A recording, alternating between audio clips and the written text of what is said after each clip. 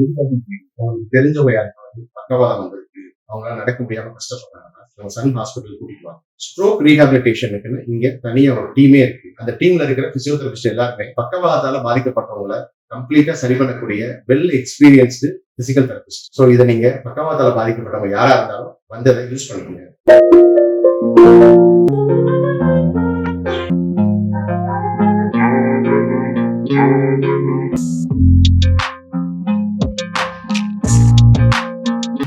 Hi, நான் doctor Jayachandran, Sun hospital Madurai. பொதுவா பக்கவாதம் வந்தாலே நம்ம கம்ப்ளீட்டா நடக்க முடியாம போயிருவோன்றது நம்ம எல்லாருக்குமே தெரியும். இது ஏன் வருதுன்றதுக்கு நிறைய காரணங்கள் இருக்கு. ரத்த அழுத்தம் அதிகமாகி பக்கவாதத்தால பாதிக்கப்பட்டவங்க தான் இங்க ரொம்ப ஜாஸ்தி.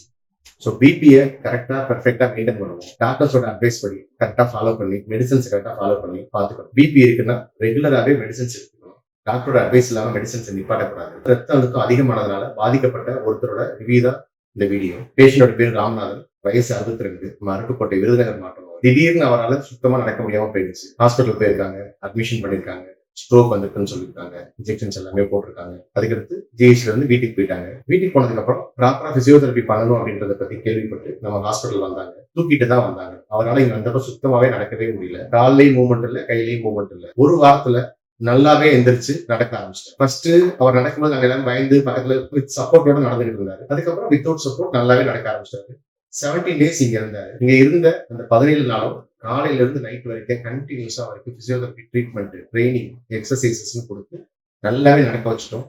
ஸ்பீச்சை கொண்டு வர முடியல. ஸ்பீச்சுக்குமே நிறைய நாங்க ட்ரைனிங் கொடுத்தோம். ஸ்பீச் தெரப்பி இங்க கொடுக்குறோம். ஸ்பீச் ட்ரைனிங் வீட்டுல போய் கண்டினியூ பண்றேன்னு சொல்லியிருக்காங்க. நிறைய பேர் எங்களோட சில வீடியோஸ் பார்த்துட்டு பக்கவாதால பாதிக்கப்பட்ட வந்தவர் ஸ்கூட்டர் ஓட்டிட்டாரு, நான் ஓட்ட முடியுமா, கார் ஓட்டினாரு, நான் ஓட்ட முடியுமா கேட்கறாங்க. நல்லா முயற்சி பண்ணா எல்லாராலையுமே எல்லாமே முடியும். இங்க யாராலையும் எதுவும் முடியாதுன்னு கிடையாது.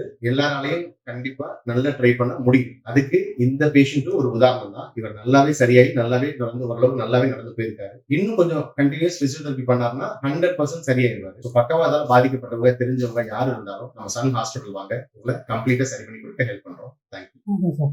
அருப்புக்கோட்டை நகராட்சி அட்டங்குடி ஊராட்சியில இருந்து குளத்துப்பட்டி கிராமத்துல இருந்து வந்துருவோம். அப்பா பேரு ராமநாதன், என் பேரு சங்கர் கணேஷ். அப்பாவுக்கு முதல்ல ஒரு 2 வாரத்துக்கு முன்னாடி கை செயல் இருந்தது மாதிரி இருக்கு அப்படின்னு சொல்லியிருந்தாரு சார். நாங்கள் செக் பண்ணி பார்த்தோம்.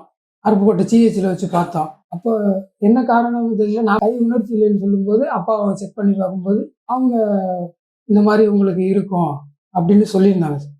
சொல்லியிருக்கும்போது சரி டெஸ்ட் எடுத்து பார்த்தாங்க. உணர்ச்சி வரலைன்னு சொல்லும்போது அப்போது நாங்கள் என்னதுனால வந்துச்சு அப்படிங்கிறது கொஞ்சம் ப்ரெஷர் ஜாஸ்தியாயிருச்சு அப்படின்னு சொல்லியிருந்தாங்க. ப்ரெஷர் ஜாஸ்தியானதுனால வந்துருமா அப்படின்னு கேட்கும்போது நம்ம வரத்தான் செய்யும் அப்படின்னு சொல்லவும் நாங்கள் அட்மிட் போட்டோம். சிஹெச்சில் ஒரு 3 நாள் வச்சு பார்த்தோம். சிஹெச்சில் வச்சு பார்த்துட்டு திங்கக்கிழமை டிஸ்சார்ஜ் பண்ணாங்க.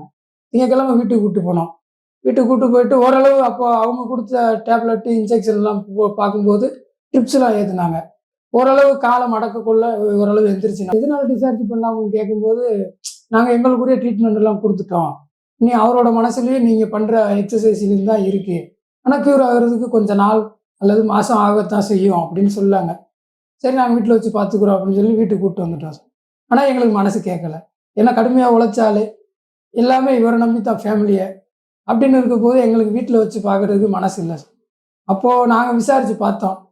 விசாரித்து பார்த்ததுல தம்பியோட ஃப்ரெண்டு கூட வேலை பார்க்குறவங்களோட அம்மாவோ அக்கான்னு நினைக்கிறேன். அவங்க சொல்லியிருந்தாங்க, இந்த மாதிரி மதுரையில் இந்த மாதிரி பாருங்கள் இருக்கும், ஆஸ்பத்திரி இருக்குது அப்படின்னு சொல்லி பார்க்கும்போது நாங்கள் ஆன்லைனில் சர்ச் பண்ணோம் சார். சர்ச் பண்ணும்போது இந்த ஆஸ்பத்திரி கொஞ்சம் நல்ல ரேட்டிங்லேயும் ஒரு நல்ல சப்ஸ்கிரைபர் சொல்லி நல்லா இருந்துச்சு. அதனால நாங்கள் நம்பி கூப்பிட்டு வந்தோம். இப்போ ஓரளவு நல்லா நடக்கிறாரு சார். நடக்கிறாரு. பேச்சு வர்றதுக்கு கொஞ்சம் நாள் ஆகும்னு நினைக்கிறேன். அப்படிதான் சொல்றாங்க. நீங்க வரும்பொழுது அப்பாவை நடக்க வச்சு கூட்டிட்டு வந்தீங்களா, இல்லை எப்படி சப்போர்ட் பண்ணி கொடுங்க, எப்படி கூட்டிட்டு வந்தீங்க? தூக்கிட்டு தான் கூப்பிட்டு வந்தோம். நீங்க சொன்ன ஒரு வீக்கு ஆனதுக்கு அப்புறம் தான் ஓரளவு எந்திரிச்சு நடந்தாரு. இப்போ கொஞ்சம் நல்லா இம்ப்ரூவ்மெண்ட் ஆகிருக்கு சார். இப்ப எதையும் பிடிக்காம நடக்கிறாரா, எப்படி நடக்கிறாரு? இப்போ ஓரளவு எதையும் பிடிக்காத அளவுக்கு நடந்துக்கிறாரு சார். முயற்சி பண்ணோம்னா பிராக்டிஸ் தான், வேற என்ன. சரிங்க சார்.